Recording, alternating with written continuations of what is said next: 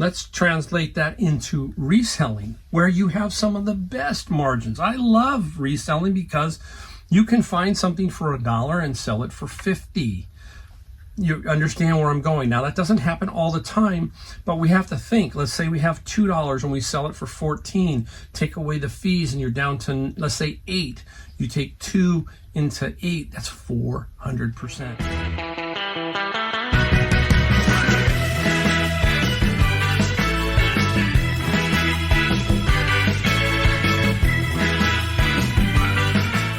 Mike, the Golden State Picker, coming to you from my garage again, as I always do. A little bit chillier outside. It is California, and we do get cold occasionally, and I got a double flannel going.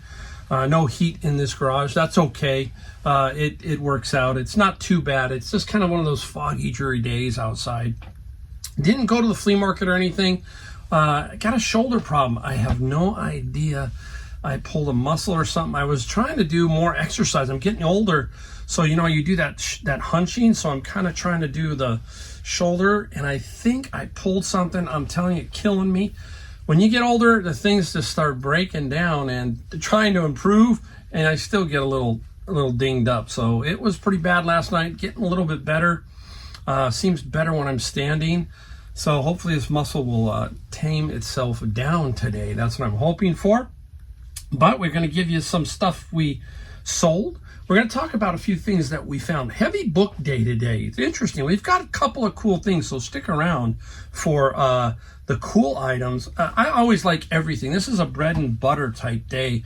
It's to give you a timestamp, it's the first week of the new year. Things have slowed down a little bit, okay? Not much. Amazon actually has picked up a little bit more, but that's because I was on vacation and wasn't putting stuff in. So that's picked up a tad bit more. But overall, kind of bouncing around, but that's the way it is in business. And we're going to talk a little bit about business here in this little article that I got. I got a quick article. It's interesting because if you've watched my channel, you know that I had a retail furniture store, and people always ask me, go, well, how did you make it there? All that kind of stuff. And I get questions about, I can remember when I was like, say, 10 years into my business, everybody thought I was like this ultra rich millionaire because I owned my own furniture store. And it was like, that don't work that way. I mean, you can make some good money, sure. But, it's kind of this stigma that goes with owning some business sometimes. People think you just are loaded, but not the case. It can be, but in general, we're just like everybody else. We're working for ourselves instead of working for somebody else. But I was always asked, well, did you have good margins? And furniture does. Furniture does have some good margins, or at least it used to. Give you a quick example. When we first started out in the business, a keystone, which was doubling your money basically, was the goal. So if you bought something for 100, we would try and sell it for, at that time, 210. The 10% was the trucking fee. That was basically what freight was costing. That is now off the charts. I've talked to several of my friends who have furniture stores, and I even talked to some people in North Carolina, because in North Carolina used to be the hub, High Point, where they used to build a lot of furniture and all that kind of stuff, but everything's imported now. But there is a huge problem for the East Coast, and that is most of the stuff's made in China. So they have a longer distance to go for these containers.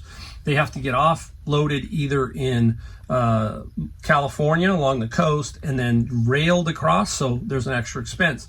So on the California side in general, you can get stuff from China cheaper, basically is what I'm saying. Now, the margins have shrunk, and that was one of the things that also played in me getting out of the business, was margins were getting thinner and thinner. We have to eat up a lot of floor space, 15, 20, 30, 40,000 square feet of space to have a furniture store. So our biggest costs are rent, employees, obviously, of everybody in retail. But we had a huge floor space, warehouse, all that kind of stuff. So our margins had to be a little bit higher. But now, take a look at some of these other stores, and I was thinking to myself, what is the average? And we're going to compare it to what we're doing here reselling wise. What is the average brick and mortar retail profit margin? People think that it's way up there. Well, it's not, because the big stores, we're going to talk about the big stores here, they work on very low margins. Amazon, for example, I'm going to put them up here so you can kind of see what I'm talking about. Amazon 1.7, Costco 2, Walmart 2.9, CVS 3, Walgreens 3.6%, Home Depot, the biggest, 8.4%. And here it is. Profit margin is a key indicator of any business's financial health. It measures the percentage of revenue that the business owner keeps in their pocket after deducting all expenses, including overhead, interest, taxes, depreciation, and amortization. Various factors contribute to the profit margin of a brick and mortar store. Cost of goods sold, operating expense such as rent, utilities, staff, and wages. So there you go. So they're working volume, okay? Many retailers, the small business person, because that's what this country is run on, is basically the small business person, has to have a little bit better margin. So when you're competing against the Amazons and that, it makes it tough, which is pushing back those margins. That's why it's getting very hard for retail mom and pops to survive, is because these margins here, they can't make that on there. So let's translate that into reselling, where you have some of the best margins. I love reselling because you can find something for $1 and sell it for 50. You understand where I'm going. Now, that doesn't happen all the time, but we have to think. Let's say we have $2 and we sell it for 14. Take away the fees and you're down to, let's say, 8. You take 2 into 8, that's 400%. Okay, you see what you get what I'm coming at. Now, I don't have all of these other things, so the rents and all that stuff and employees. This is a one-man show. We've talked about it. I do all the sourcing, all the listing, all the shipping. Maybe I'm a complete fool for doing all that, but I keep all that extra money. I don't have to pay anybody. And I don't know how I would make that work out of this garage paying somebody. I just don't think it would work that way. Each to each his own. If you have employees, great. If not, great too. So our margins are better. What a way to start a business is with high margins, and you don't have to rely on a lot of people but yourself. And that's how that's what I'm talking about. When you're getting into reselling, you can sell the stuff at home, which is zero cost, get some of that money back. Yes, it cost you originally, but you kind of understand what I'm saying. Then you can go out and maybe find a few things. You'll see it. You see it in all my videos. I'm flipping stuff constantly. And I probably will have already done my year over 2024 yearly video and showing you what I made, pretty much close to bottom line. And I would not make it if I was making 2% Costco, margins. That's not going to work. Okay. You got to have a bigger margin here. And that's why we are resellers and we go out and find stuff. And it's very, very cool. So I thought that I'd give you that, because there's some people who sit on the fence. There is tremendous value in being a reseller if you can do it right. Even if you don't, you're going to see here where I didn't make a lot of money on some items and I made a little bit more. And over time it averages out. That's what we're talking about. So there you go. All right, let's get into some things that I found. Basically, been a book stuff, but I wanted to show you some things to look for, some trends that we're seeing, and all that kind of stuff. So first off, I always look for these type books, okay? Look for this one particularly. I got it wrapped up, but it's Black's Law Dictionary. This is the revised 4th edition. There's the 3rd edition too. This Black's Law Dictionary, they can sell for a good amount of money, anywhere from $100 to $150 in general for the Black's Law Dictionary. It just is a staple in the law industry, and that book you might find on a garage sale. We talk about it, flea market, thrift stores. I get them, they toss them in my bin of books. So keep your eye out for that kind of unique book when you're out there. Now, interesting is who's red hot right now? Taylor Swift. Every time I click on a Yahoo or somewhere, Travis Kelce and Taylor Swift are being mentioned. I got a bird chirping out there. But anyhow, Taylor Swift stuff. Somebody threw this in the bin. This is the 1989 World Tour book. And in here is the 1980 Tour World Tour. These are like lithographs or pictures of her. Now they're not that kind of picture, guys. Sorry, but you know, they're like this. There's like 5 of them. I got 2 of those and 1 tour book, and these sell for about $25 each, and this is going for right around $30. It's a 3D cover. So again, trends, right? We're looking for trends. I don't know what's going on with those. I think Stanley, is it? The cups, that thing's weird. Starbucks stuff, that's weird. You just don't know, but you got to be kind of quick on it because it can go pretty fast. So, but right now Taylor Swift is hot. So that's about, what did I say? Probably about $60, $70 worth of stuff right there. Other types of things are magazine lots, okay? Older magazines. Now this one is Heavy Metal Overdrive. And it's been around since the 70s. And this is a little lot here. I've already photographed them, wrapped them up just so I don't have them sliding all over the place. And Heavy Metal is a good magazine to find. I don't know what I'm going to get for that. I'll probably get $40 or $50 in that range. Now here is another unique one. This is Art Alternatives, okay? What you're looking for, again, is any potential ones that can be sold singularly for a lot of money or as a lot. Now, this is lucky. This is 1 through 8. And I put Crumb on the top. He is a famous artist, and you kind of, if you've known Crumb, you kind of can see what I'm talking about. And there's 1 through 8 here. So 1 through 3 sold recently for $50. So I think 1 through 8, maybe we get between 75 and 100. I don't know. I'll look it up when I sit down and finally post it. But again, magazine lots, old magazine lots, keep that in mind. So that's what I wanted to show you on the basically the what I found side. I found some golf clubs. I've actually found 3 sets of golf clubs, so I did really good on those. One set was brand new. And that set was a Wilson staff with the plastic on them and everything. And I should get about $250 to $300 for those. A woman's set that was left-handed. Again, we've talked about that. Left-handed can actually be good because it's limited, especially on the women's side. And then I found these, and I finally found the club that I am going to be able to take to North Carolina. We talk about Titleist, and I play the AP2. This is an AP1. So that's okay. I'm going to take these AP1s with me to North Carolina, so I have a golf set there and a set here. So I finally found a set that I can play with. Golf, folks, if you're new, it's a very unique sport, and the clubs are unique and all that stuff to me. And I finally found them, so I'm going to use those. All right, let's get right into what we sold. About 16, 17 items here for $834. That is the gross sales, not including shipping. We have to take away cost of goods, getting down here, talking about everything to get down to our net. But let's give it 50%. We still made $400, right? Easy. So I'm pretty sure that's it, maybe even more. But I'm just giving you a general idea for you people who are watching first time or are new. Right off the bat, you're going to see a lot of bin of book stuff and some other interesting, some flea market, but we're going to show you. Now, this was in my bin, okay? Cesar Millan, and he is a dog handler. And this is a little bit older box set, but of DVDs. And I thought, wow, okay, I couldn't find it on Amazon, which was weird. I don't know why.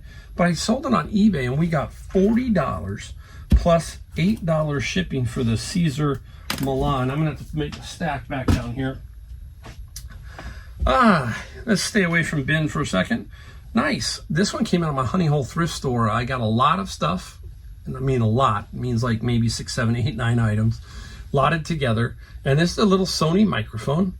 And this was, I can't remember what I paid for the lot, but when I usually do my Honey Hole thrift store, if I get something from there, it's usually $40 max, $30, that kind of stuff. And there's some pretty good stuff in there. If you've watched long enough, you know what I'm talking about. And the Sony microphone sold for $28 plus free shipping. So, nice. Let's go back to the bin of books. I don't like to throw some things away, and that's a tough thing for me because it's just can't do it. And sometimes I should, you'd hate to see me recycle this, but it gets back in there sometimes. This is Dune by Frank Herbert, and it's a paperback.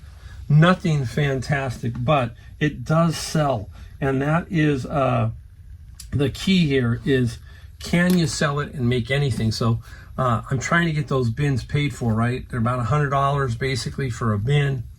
And this sold for $12 free shipping. So I'm going to make, let's say, $7 or $8 it all adds up at the end is what I'm kind of getting to. So anything with Dune, The Hobbit, Lord of the Rings, there's a lot of box sets. There's a lot of that stuff out there, so keep your eye out. Now, something I don't buy these, or I don't take these anymore out of my bins. And these are them. It's the Exhaustive Concordance. There's just not a lot of bite in these anymore. There are a few, okay, I'm not going to say there aren't, but I can't, they're big, they're bulky, and I just can't keep them around. So I have to put them back in and let them go and be recycled. There's a lot of stuff I have to pass up sometimes of lots. I just don't have the room or the time. But maybe someday I will. But again, I'm not looking for these is what I'm saying. This is the Concordance.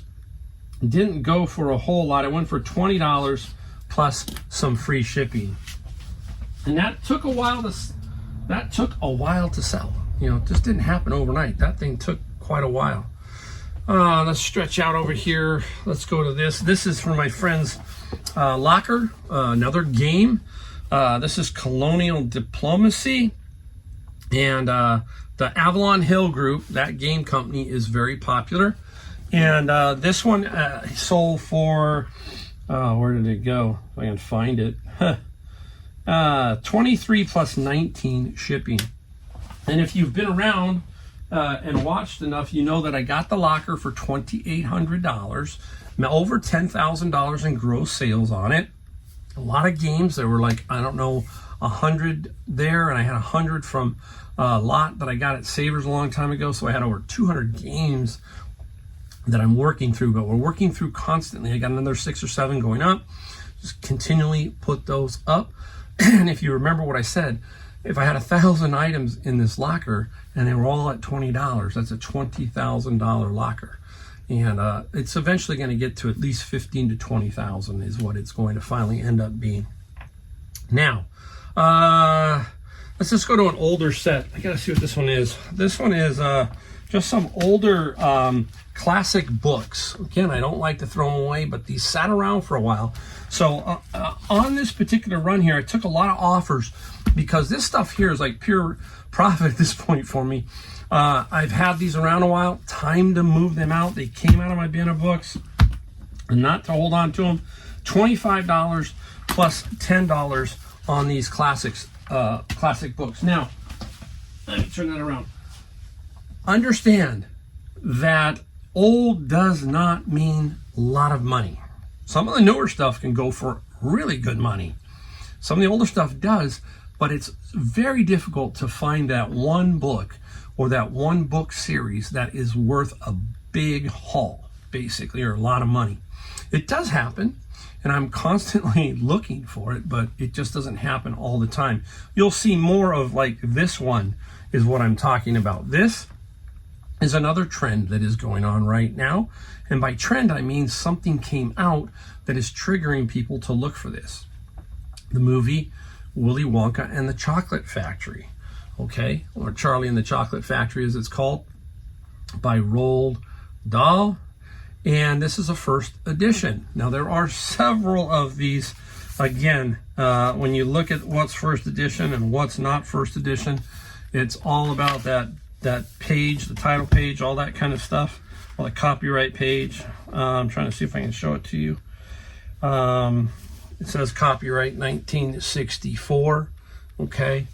Something else was in this one, I thought, but I'm not positive. There's just a lot of different things that can make it worth some money, but I think this one was, somebody was, again, alerted to it via the movie coming out, all that kind of stuff. And this Charlie and the Chocolate Factory sold for $120 plus $8 shipping. One bin, basically. This is $120, take away the fees and everything. This book paid for one of my bins that you hear me talk about. If you're new, go into the FBA book playlist on my video channel. Look for a picture of me doing bins, and there are several videos of me going through bins of books, kind of giving you an idea of what I do. Let's go through a couple of quick ones. Here is something I couldn't throw away. This is NASA Inventor's Notebook, and it says technology.nasa.gov. and it came out. It's just sitting in there. I'm going, what the heck? I'll keep that around because it was kind of cool. And the Nassau was $15 plus $7 shipping, so that's a good one. And here is the great Led Zeppelin. And I'll give you a song for the day. How about that? Let's think about Led Zeppelin. So many great songs, right? My favorite live song, there's two favorite live songs of Led Zeppelin. Let me know what your favorite Led Zeppelin, besides Stairway to Heaven. No one can say Stairway to Heaven. My two favorite are off of the live album, and it's No Quarter and the Rain Song. I love both of those. And my favorite, there's two favorite Zeppelin albums. One is Physical Graffiti, and the second is Presence. So those are my two favorite albums, and probably my two favorite songs, besides everybody likes Stairway to Heaven.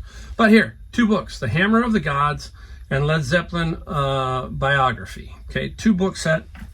I thought it was cool. Not great money, $12 plus $7 shipping, but again, it makes up for the bin. Led Zeppelin, what a great band, huh? I mean, I was watching something about with Jimmy Page, and then Robert Plant had something too, and they were just talking about how lucky that era was, that 70s. All of the stuff that was coming out from Leonard Skinner, you just name it, Zeppelin, Black Sabbath, all of these bands that just flourished and developed through the 70s and then the 80s.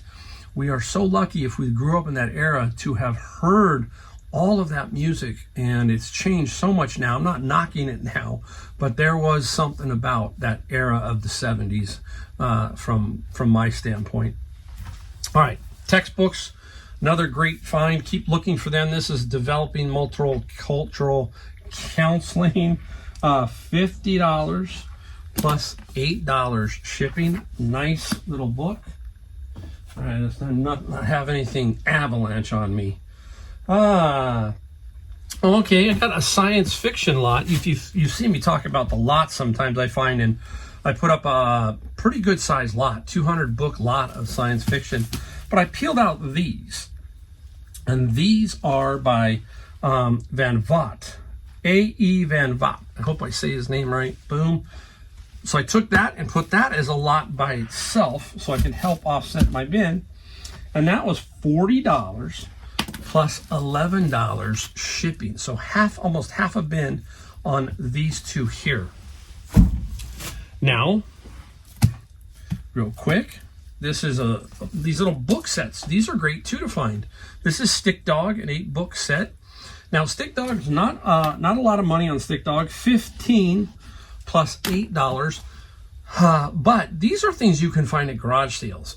Kids, mom and dad are getting rid of kids' books, and there's a lot of these that you can find for $1 or $2 at garage sales. So I'm looking for these book lot sets because I can sell them on Amazon too. This one just didn't sell well. I said, hey, you know what? I'm not going to throw it away. I think I can sell it quick. And I did. So what I'm doing a lot of times with this stuff is pricing aggressive, fair, not undercutting everybody drastically, but trying to move it along fast. Now, if you saw me, I had a couple of these books. This is Pistis Sophia and a Coptic Gnostic book. And this one sold for $50 plus $8. I had the other ones that sold for like $150 to $200. There's like 3 that I have sold over time. And very interesting, odd books, but again, some good money there. Now we are going to switch to something that I moved out of here. Again, I've got 1,700 items, so a lot of times I got to move some stuff. Not all my picks are super great. Some you think are, and they don't turn out to be, and just cut it and move. That's my theory. And this one here is an older plastic clock, some kind of, I have no clue, okay? Some kind of old beer clock, something like that. And I know I didn't pay much for it. I think I got this at Goodwill, I think for $7. But the clock sold for $37 plus $24 shipping. Just had to get it out. See, here's chiming. There we go. All right, we put that over here. Let's take a look at one big item that I did get. This was kind of a cool lamp. Look at this. It's kind of mid-century modern. kind of a blown glass. Interesting. I got this at the grand opening of the Savers that I went to. There's a second Savers that opened up in our area, and that was a grand opening. And I paid, when the discount rolled in, it was like $22, okay? So the lamp sold for $130 plus $50 shipping. Now, most people know, but I'm going to give you the tip. Take off the harp. The harp comes off, you squeeze it and comes off, and then you don't have to worry about this. Go, well, what do you do with this? Now just take the harp off, wrap it in bubble wrap, get a nice slender tube, and put a lot of bubble wrap around it, and it'll make it. These things are pretty, you got to really hammer these to break them, but you know, as long as you do a decent job shipping. One day I will do a video and show you some ways that I ship, that kind of stuff. Now, we'll save that one for last. I'm just going to show you two more books real quick. Let me pull this out of here. This is a little dusty. First, this is an old one right here. Mark Twain. They're a 10-book set. Again, you can see why I hate to throw them away because they're older, and it's Mark Twain. Now, the Mark Twain, there were 10 of them, and $50 plus $13 shipping. Again, I do not like to throw those authors away. This is an interesting one. So you tell me if you know about this particular character. And there was a lot of them. There it is. It is Tintin, The Adventures of Tintin. Super cool. And there's a lot of them. Many different ones, many different languages too. So you got to be careful there. You got to double check, make sure what the language is. This is English. And the Tintin lot sold for $40 plus $13 shipping. And we got the one last item I wanted to show you. I almost forgot it, but I'm going to show you because it's super cool. And I just got it fairly recently and knew it would sell. Here we go. Bang. What is it? There you go. Snap-on, an award to like a dealer, and two little plaques, okay? And I paid $20 at the flea market for this nice little gun. Now, if I would have had the impact wrench hammer, I think that would have got more. But this sold for $85, both as a set, $85 plus $30 shipping. That's the other reason we do reselling, is to find cool stuff like that, right? That's unique. That's fun, right?